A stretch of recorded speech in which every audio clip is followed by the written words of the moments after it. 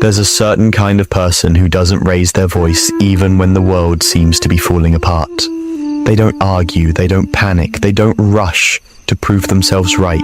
They just breathe. And while everyone else is trying to make sense of the chaos, they quietly watch, like someone who's already been through this storm before. You've probably met someone like that, the kind of person who feels like silence itself has wrapped around them. No matter what happens, they remain composed, steady, grounded, untouchable. And if you've ever wondered why some people can stay so calm while others fall apart, the answer is far deeper than you might think. Calmness, real calmness, isn't the absence of emotion. It's what happens when emotion meets understanding. It's not that these people don't feel. They do. They just don't react in the same way anymore. Once you've seen enough, once you've hurt enough, once you've realized that panic doesn't solve anything, you stop fighting storms that can't be controlled. You learn to stand still in the rain instead. That's the psychology of calm people. They weren't born this way. They became this way. See, people who are always calm usually went through phases where they weren't.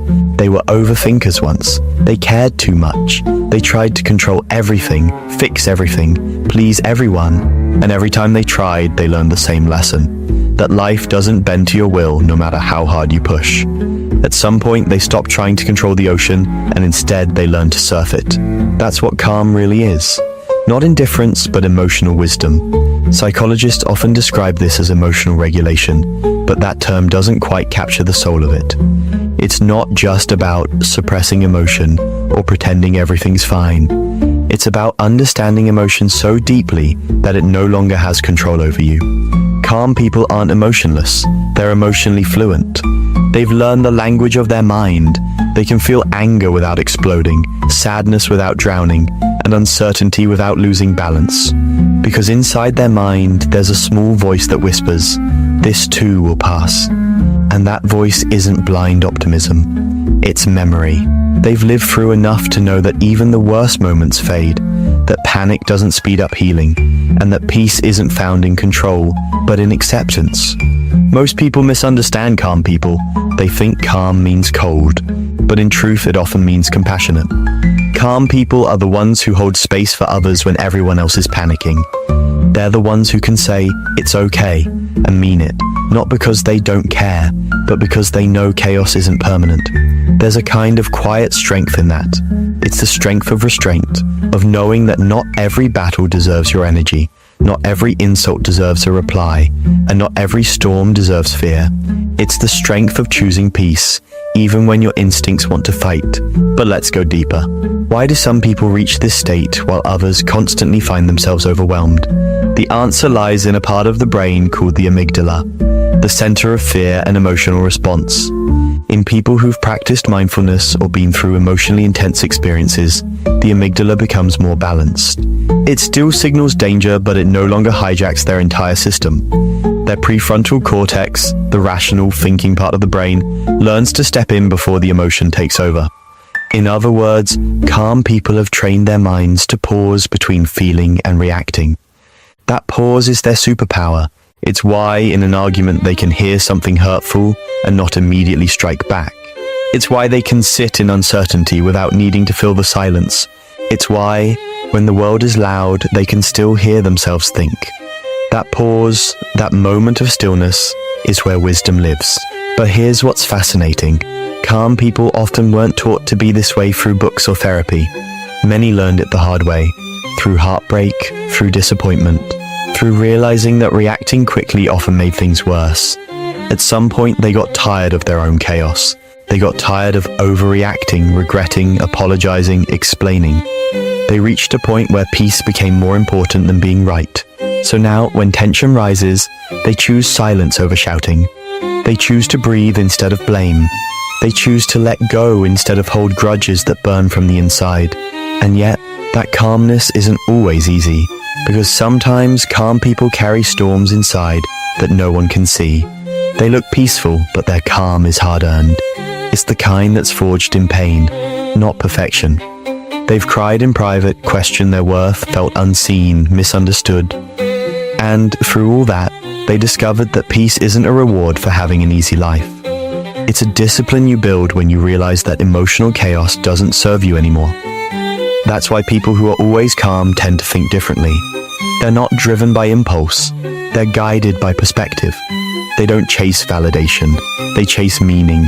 They don't need to prove they're right. They'd rather understand, because deep down, they've realized something most people don't. Reacting to everything makes you a prisoner of everything. The calmer you are, the freer you become. In psychology, there's something called response flexibility. It's the ability to choose your response rather than let it choose you. That's what calm people master. They don't suppress emotion, they channel it. They let the energy move through them without letting it destroy them. That's why they're often the ones who seem so composed during crisis, but break down quietly afterward. Not because they're pretending, but because they understand timing. They know there's a time to feel and a time to act, a time to process and a time to release. Their calmness isn't a mask, it's an internal compass that keeps them aligned no matter how strong the winds get. And if you look closer, you'll notice another thing. Calm people don't just react differently, they see differently.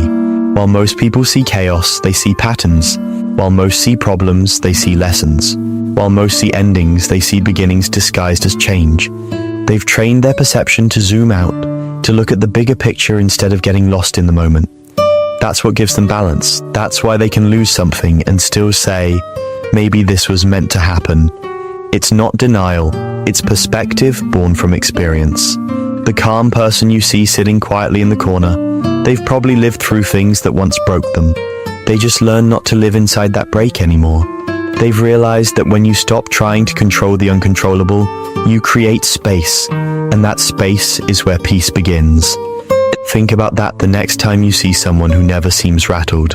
They're not detached from life, they're just anchored deeper in it. They've stopped being tossed around by every wave because they've become the ocean itself. Their calmness is not apathy, it's understanding. It's the understanding that not every emotion deserves expression, not every thought deserves attention, and not every situation deserves energy. Because energy to them is sacred. They spend it wisely, on things that build, not break. They've seen how easily chaos can drain a person, how drama can destroy peace, how small reactions can grow into regrets. So they choose differently now. When someone insults them, they pause. When someone misunderstands them, they explain if it's worth it, and walk away if it's not. When life gets heavy, they don't collapse. They lean on faith, on time, on perspective. And that's what makes calm people magnetic. It's not that they have all the answers, it's that they don't need to anymore. They've made peace with uncertainty. And in a world obsessed with control, that peace is power. Because while most people are fighting battles in their minds, replaying, overthinking, regretting, calm people know that silence can say more than words ever could, that not every emotion deserves a witness, and that sometimes the greatest strength is simply not reacting. But there's another layer to this psychology, something few people talk about. Calmness can also be a kind of self-protection, a defense mechanism, yes, but a gentle one. For many, calmness isn't something they chose. It's something they had to build to survive. They learned early that reacting loudly didn't change outcomes, that staying composed was safer, that keeping your emotions guarded kept you from being misunderstood or hurt. So calmness became their armor. Their quiet became their shield. But here's the beauty. Even if it began as protection, it evolved into power. Because over time, that restraint turned into awareness, that emotional distance turned into depth, and that quiet strength became the foundation of their peace. That's why calm people are often the most self-aware. They understand their triggers, they recognize their patterns. They don't need constant noise to feel alive. They find comfort in stillness, because stillness isn't emptiness, it's clarity. It's the sound of someone who's finally stopped running from themselves. The calm ones, they often make the world feel a little slower, a little safer, just by being in it. They don't walk into a room and demand attention. They don't raise their energy to match the noise. Instead, they lower the noise by being themselves. You can almost feel it. That quiet confidence that doesn't need to be proven. There's something magnetic about people who stay calm in a world addicted to reaction. It's not because they're emotionless, it's because their emotions have matured. And maturity isn't about age, it's about understanding what truly deserves your peace. Calm people often know that arguing rarely changes anyone's mind, that rushing rarely speeds anything up, that worrying rarely prevents anything from happening. So they let go of what doesn't serve them, not because they don't care, but because they finally learn the cost of caring about everything. The calm person has probably already lived through what you're panicking about. They've already faced the heartbreak, the loss, the rejection, the fear. They've seen that life continues even after the moments that once felt unbearable, and that realization becomes their peace. It's not that they expect life to be easy, they've just stopped expecting it to be fair, and that shift alone removes half of life's chaos. When something bad happens, most people spiral into why me, but the calm person thinks, why not me? Not out of defeat, but out of understanding that life happens to everyone, and resisting that truth only multiplies the suffering. They've discovered a truth hidden deep in human psychology, that pain without resistance is just sensation, but pain with resistance becomes suffering. So they stopped resisting what is. They've accepted the flow of life, not as passive observers, but as active participants who know when to move and when to wait. Because calmness isn't passivity, it's control in its highest form, the control of self. They've learned to separate the external world from their internal one. The world can be loud, unpredictable, cruel at times, but their inner space, that's sacred. They don't allow every external event to dictate their internal state. That's why calm people often feel like they live in a different dimension, because they do. It's the space between stimulus and response that defines them. That tiny invisible pause where they decide whether to feed chaos or peace. That pause is the mark of emotional intelligence. Because the truth is, calmness isn't found, it's created. Every calm person you meet is building it, moment by moment. They've built it in long nights when their mind wouldn't stop racing, in mornings where they wanted to quit, in conversations where they chose silence over reaction. It's not easy, but it's intentional. They've trained themselves to be unshaken, not because life stopped testing them, but because they stopped failing the same emotional tests. If you ask a calm person what changed them, they'll probably tell you, I just got tired. Tired of overthinking, tired of defending, tired of being misunderstood, tired of giving energy to everything that didn't deserve it. So they started valuing peace like oxygen. It's a strange thing. The world celebrates loud success, but rarely honors quiet strength. Yet, it's the calm ones who carry the most wisdom. They're the ones who can sit in stillness long enough to actually hear what life is trying to say. They notice more than they speak. They see through the noise, because silence sharpens perception. In that silence, they observe without judgment, and that's what allows them to understand people so deeply. If you think about it, calm people are emotional translators. They don't just hear words, they hear intention. They don't just see behavior, they see the wound behind it. They don't just react to energy, they absorb, decode, and release it. That's why talking to them feels like therapy. You feel seen, not analyzed, understood, not judged, because they're not listening to respond, they're listening to understand.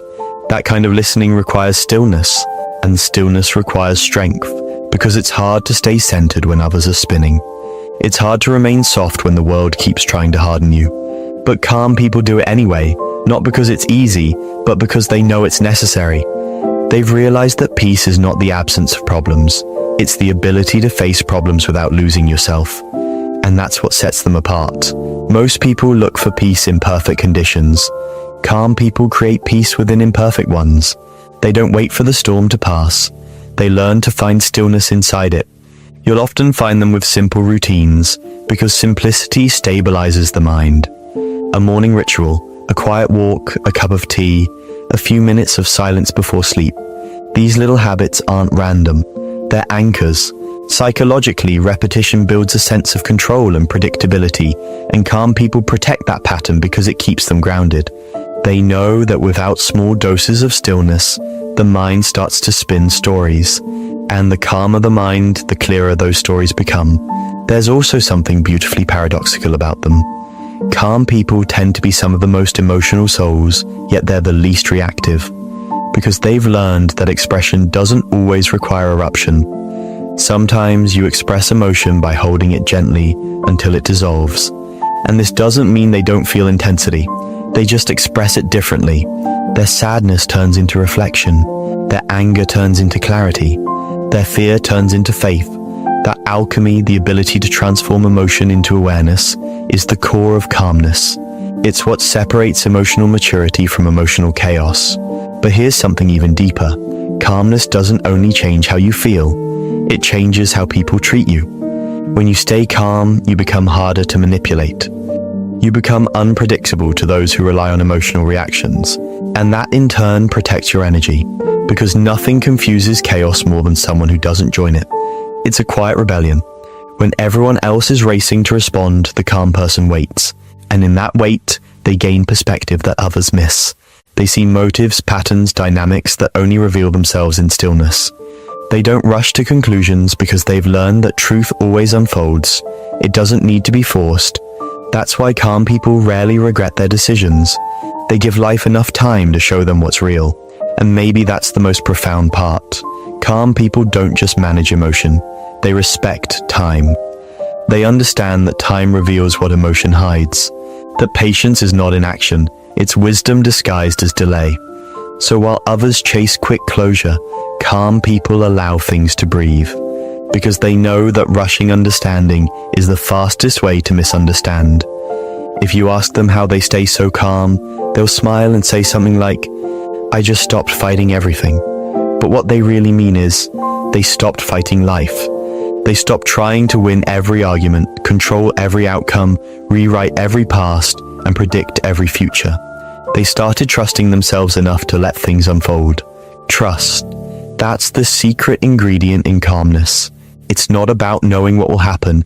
It's about believing that whatever happens, you'll handle it. And that belief doesn't come from ego. It comes from experience, from surviving enough storms to know you'll survive the next one too. That's why calm people often radiate quiet confidence. Not loud, showy confidence, but the kind that feels like gravity. It's not in their words, it's in their presence. You just feel safe around them. Because their energy tells you, it's okay. We don't have to rush. We don't have to fight. We can just be. And maybe that's what the world needs more of.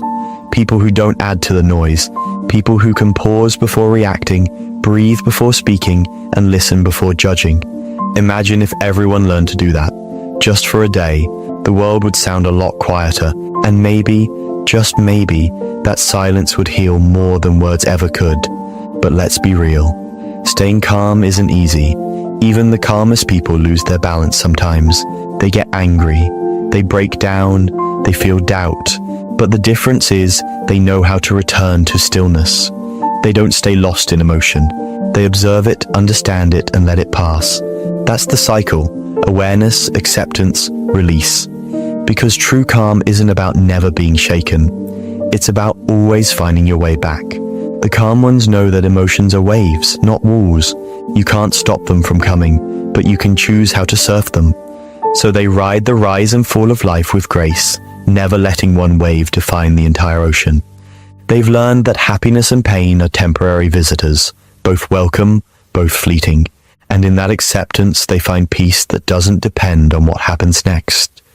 That's why calm people often feel timeless, as if they've stepped outside the race everyone else is running. Because in a way, they have. They're not chasing peace anymore. They've become it. And maybe you felt that pull too. That quiet voice inside that says, I just want peace. Maybe you've reached the point where chaos no longer excites you, where silence feels like safety, and where you'd rather understand than argue. That's not weakness, that's growth. Because calmness isn't something you're born with, it's something you grow into. And once you do, the world changes color. You stop needing noise to feel alive. You start valuing quiet moments, gentle people, slower days. You begin to measure success not by how much you achieve, but by how peacefully you live. And the best part, the calmer you become, the more clearly you see. People, patterns, purpose. You start noticing how much of life is noise pretending to be important. And once you see that, it's hard to unsee it. So you begin simplifying. You declutter your thoughts, your space, your relationships. You choose less. and somehow it feels like more. Because calm people know that the goal isn't to have a perfect life, it's to have a peaceful mind. And peace doesn't come from fixing everything outside of you. It comes from learning to rest within yourself, even when nothing outside makes sense. That's what makes calm people rare. Not their lack of emotion, but their understanding of it. They don't escape the storm, they become the stillness inside it. They don't control the wind, they learn to move with it. They don't fear uncertainty, they see it as part of the dance. And maybe that's the message we all need. That calmness isn't found at the end of the journey. It's found when you stop running and decide to be fully here, right now. Because life will always test you. It will shake you, challenge you, break your rhythm. But every time it does, you have a choice, to react or to return. And every time you choose to return to calm, you become a little stronger, a little wiser, a little freer. So if you've ever been told you're too calm, take it as a compliment.